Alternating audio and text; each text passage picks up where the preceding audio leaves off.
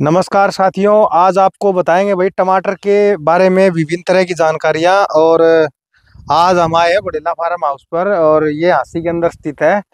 तो भाई आज सबसे पहले आपको परिचित करवा देता हूं मैं। जो ये वैरायटी है टमाटर की, ये वैरायटी 4266 वैरायटी है और ये नामधारी सीड कंपनी की आती है। तो साथियों, काफ़ी साथी ना विचलित हो जाते हैं डिसीजन लेने में।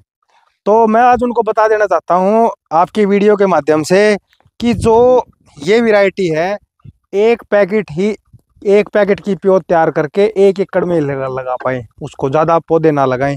जब ये टमाटर लगाया जाता है, अगर हम इसको स्टैकिंग ना करें, वैसे ये स्टैकिंग का है ऊपर चढ़ाने के लिए, अगर हम इसको ऊपर ना चढ़ा पाएँ तो इस टमाटर के लिए हमें 10 फुट का बेड चाहिए।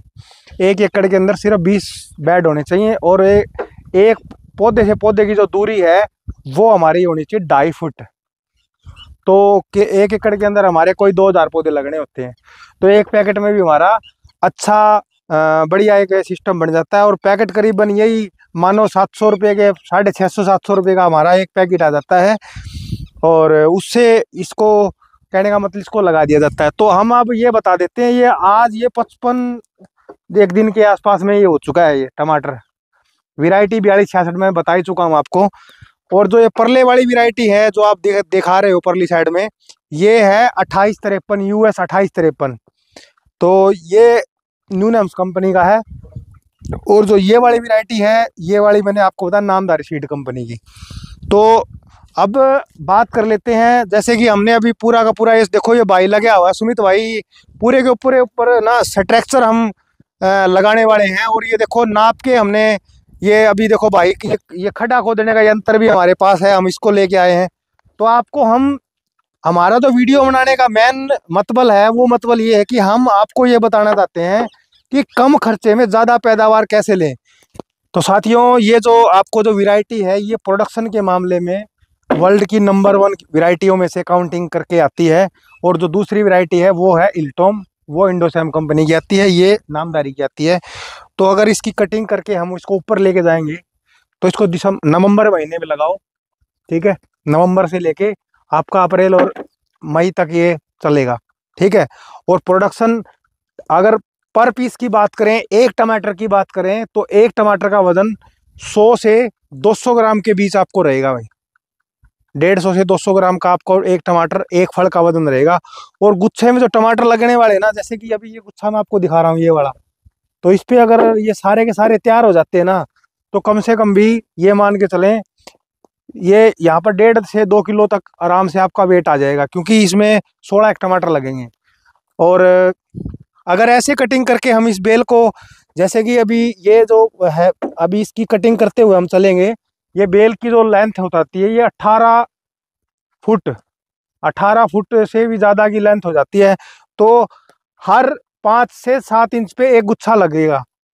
तो आप कैलकुलेशन कर सकते हो, अगर 18 फुट पे 4 इंच पे एक गुच्छा लगता है तो 75 किलो के आसपास में आपको इसको प्रोडक्शन पर पौधे से आपको मिलने वाली है। तो ये आपके, और ये हाई टेम्परेचर में लूज नहीं होता, इसकी ये भी खासियत है, हाई टेम्परेचर में लूज नहीं होता। इसको सिर्फ है ना, अभी तक जो हमने यहाँ पर दिया इसके अंदर, सिर्फ हमने गोबर का खाद दिया। जो पहले एक वीडियो मैंने शूट करी थी उसके अंदर मैंने आपको दिखाया भी था, सिर्फ यहाँ से लेके वहाँ तक 50 kg हमने गोबर का खाद दिया था इसके अंदर, और कुछ नहीं दिया। और गोबर का खाद देने से जो हमारे को इसके अंदर जो परिवर्तन जो देखने को मिला, तो सुमित भाई हमारे साथ में थे। भाई साहब, ये पौधा कैसा था उस टाइम आपने जो देखा था? ये बिल्कुल स्ट्रेस में आया होता है। बिल्कुल, ये पौधा ना स्ट्रेस में था, इस पे कोई ये उम्मीद नहीं थी कि इस पे फूल फल आ जाएंगे। और आपके पीछे भी एक जो, ये देखो ये वाले पौधे दिखा देता हूँ, ये वाले भी कुछ ऐसे नहीं थे, ये वाले भी देखो बिल्कुल डाउन में थे। ये अभी ये देखो पूरे उभर के चल रहे हैं। और इसके अंदर जितनी भी हम इसको ना खुराक वगैरह देते रहेंगे ना, इसको सिर्फ खुराक चाहिए बस, ओनली खुराक जितनी भी दोगे इसको, उतनी ही ज़्यादा आपको प्रोडक्शन में सबसे अच्छी है प्रोडक्शन आपको देने की काम करेगा ये वैरायटी। तो साथियों, इस तरीके से तो खेती लगभग सभी किसान करते ही हैं, जो हम अभी जिस स्थान पे खड़े हैं। और जैसे बेड हैं, प्याज हैं, टमाटर हैं, ऐसे तो हम करते ही हैं। लेकिन एक नई टेक्निक लेके आए हैं आपके लिए। तो सतवीर जी वो दिखाना आपके पास जो इसका जो यंत्र लेके आए हैं जो इसकी कटिंग के लिए। डॉक्टर साहब। तो भाई ये सतवीर भाई आए हैं कटिंग देखने के लिए और आपका यंत्र भी साथ में लेके आए हैं। तो देखो भाई कटिंग है ना इस तरीके से की जाती है। ये जो इसकी साइड की जितनी ब्रांचें है ना ये कैंची के साथ में कट कर दी जाती है भाई। ये देखो अब के आगे मैं करके दिखा रहा हूँ आपको। तो इस तरीके से कटिंग करनी है। ये होगी कटिंग।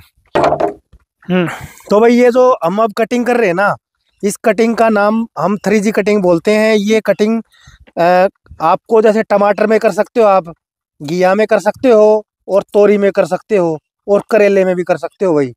क्योंकि इसके अंदर बेल ऊपर से डालने का सबसे जो मेन काम है ना वो होता है। देखो जैसे कि अभी कटिंग करने का सबसे आपको एक तरीका और बता देता हूँ। ये देखो ये वाला नोट ये वाला पत्ता छोड़ना है और ये वाला छोड़ना, क्योंकि यहाँ से ये राशन ग्रहण करेगा भाई। ये देखो यहाँ से ही ये जो भी कुछ है विटामिन लेगा ये सूर्य के द्वारा और यहाँ से ही इसको खुराक लेके और ये वाला जो है आपका फल यहाँ पर इसको तैयार करने का ये काम करेगा, ये वाला पत्ता और ये वाला पत्ता।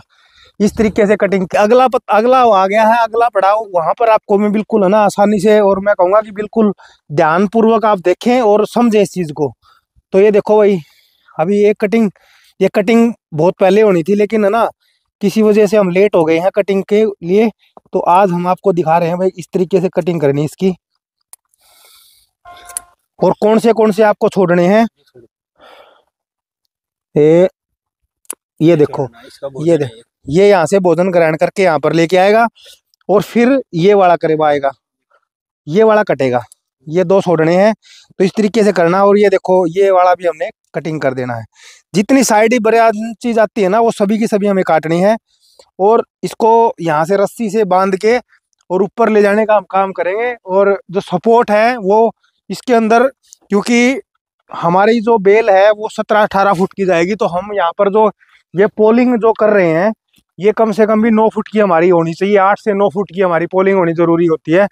और जो हमारे साइड टू साइड होते हैं ना जो जैसे कि वो हमारा लास्ट पोल है और इस साइड भी आप दिखा सकते हो हमारा लास्ट पोल है।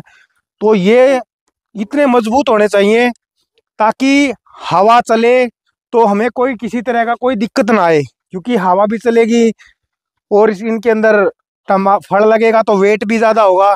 तो इस तरीके से हमें ना काफी चीजों पर ध्यान केंद्रित करना पड़ेगा। और आपको एक बात और बता देता हूँ, टमाटर के अंदर सबसे ज्यादा एक बीमारी आती है लेट ब्लाइट, अर्ली ब्लाइट। इस तरह के सिम्टम यहाँ पर आपको देखने को मिलेंगे और वो सिम्टम भी मैं आपको दिखा देता हूँ। जैसे कि ना यहाँ पर आए, ये देखो भाई ये इस तरह के सिम्टम आपको दिखेंगे। ये जो पत्ता झुलसा है ऐसी ब्लाइट के इन सिम्टमों के लिए आप यहाँ पर करजेक्ट दवाई 600 ग्राम प्रति एकड़ ताज़ा पानी में घोल के और प्रति एकड़ आप स्प्रे कर सकते हो। और साथ में माइक्रोन्यूट्रेंट आप दो तो बहुत ही अच्छा है। और बाकी इसके अंदर NPK 13-045 1 किलो प्रति एकड़ के हिसाब से आपने स्प्रे करना है ताकि हमारे खेत के अंदर अच्छा फल आए। डॉक्टर साहब स्प्रे कब करना चाहिए जैसे, और जो NPK आप बता रहे हो वो किस टाइम हमें कितने दिन की फसल में हमें देना चाहिए वो भी थोड़ा सा बताइए। देखो सुनील भाई ऐसा है अभी जैसे कि स्प्रे का जो टाइम है ना, स्प्रे अभी क्लाइमेट देखा जाता है। जैसे कि अभी बार बार मौसम अप डाउन हो रहा है ना, टेम्परेचर ज़्यादा अप डाउन हो रहा है। रात नाइट में अगर बात करें तो रात का कोई 8-7 पे टेम्परेचर आ जाता है, दिन में 30 पे चला जाता है ना, तो वो मेंटेन नहीं होता। तो इस समस्या से हमारे खेत के अंदर वायरस भी आ जाता है। तो जो फंगीसाइड पौधे को पूरा ताकत देने का काम करते हैं। अभी आपको दिखा देता हूँ मैं।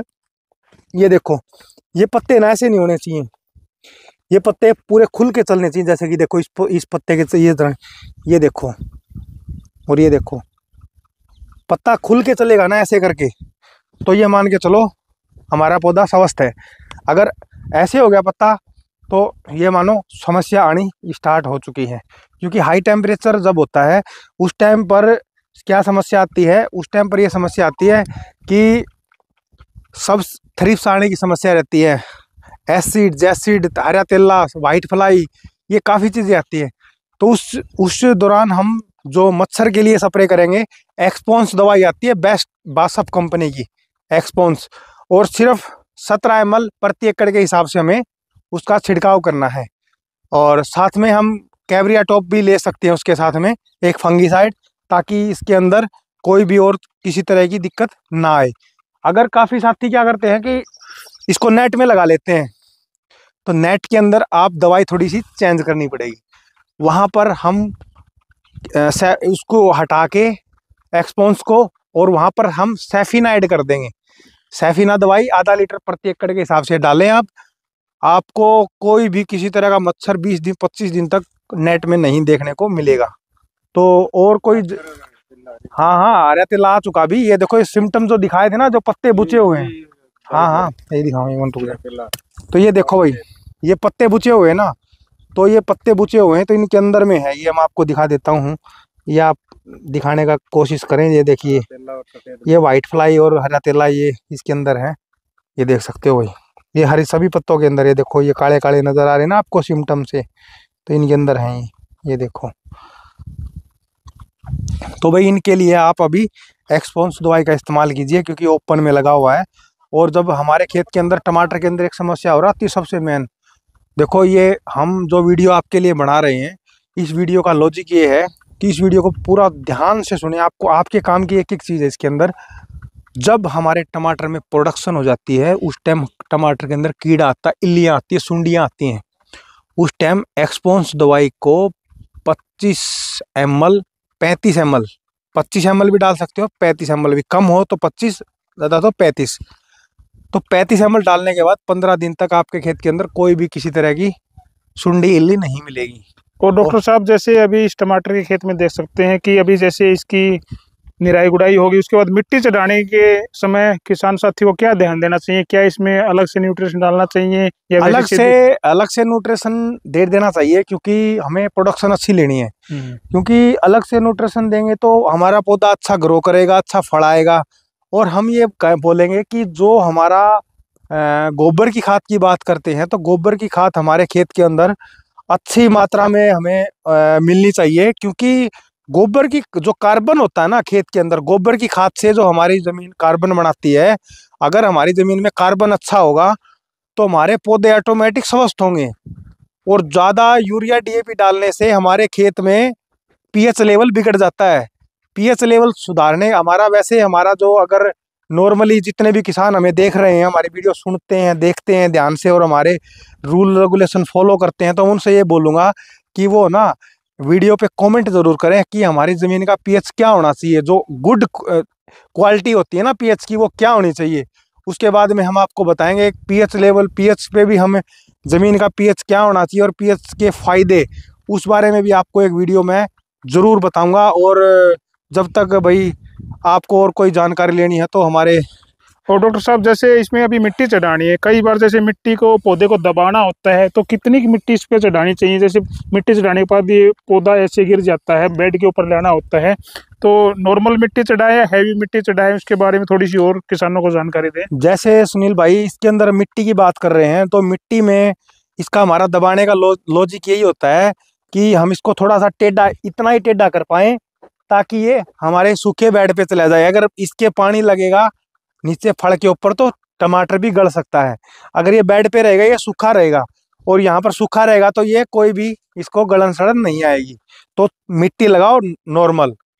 क्योंकि जब हम मिट्टी हम जब लगाते हैं, जब हम खेत के अंदर डीएपी डालते हैं, तो डीएपी मिट्टी के अंदर मिलके ही काम करता है। अगर मिट्टी ऐसे डीएपी डाल दिया ऊपर तो हमारी, क्योंकि जो डीएपी होता है ना, उसके पास जड़ों को चल के जाना होता है, और जो यूरिया होता है ना, वो अपने आप चल के जड़ों के पास जाता है। तो सबसे प्लस पॉइंट यही है। और एक बात और मैं बता देना चाहता हूँ कि डीएपी को कभी भी 50 किलो प्रति एकड़ ना डालें। डीएपी को थोड़ा थोड़ा दोगे, हमारे पौधे उसको लेंगे। जैसे अभी चप्पल कद्दू की बात कर लेते हैं, अभी प्रोजेक्ट चला हुआ है, तो काफ़ी साथी उसके अंदर पानी ज़्यादा लगा देते हैं, डीएपी भी डाल देते हैं। ऐसा नहीं, डीएपी थोड़ा थोड़ा दो। डीएपी से क्या होगा, फल आने में आसानी रहेगी, फल अच्छा आएगा और पौधे स्ट्रेस भी नहीं जाएगा। थोड़ा दोगे जब आएगा, ज़्यादा दोगे तो तब नहीं आएगा, ये भी बात है। जी डॉक्टर साहब, आपका बहुत बहुत धन्यवाद। किसान साथियों, बहुत सारी जानकारी आज डॉक्टर साहब ने दी। अगर फिर भी आपका कोई क्वेश्चन रह जाता है वीडियो के कमेंट के अंदर, आप अपना क्वेश्चन बता सकते हैं, ज़रूर उसका आंसर देने की कोशिश करेंगे। तो आपको आज की वीडियो कैसी लगी? अच्छी लगी तो वीडियो को ज़्यादा से ज़्यादा शेयर कीजिए। मिलते हैं अगली वीडियो में, तब तक के लिए जय जवान जय किसान।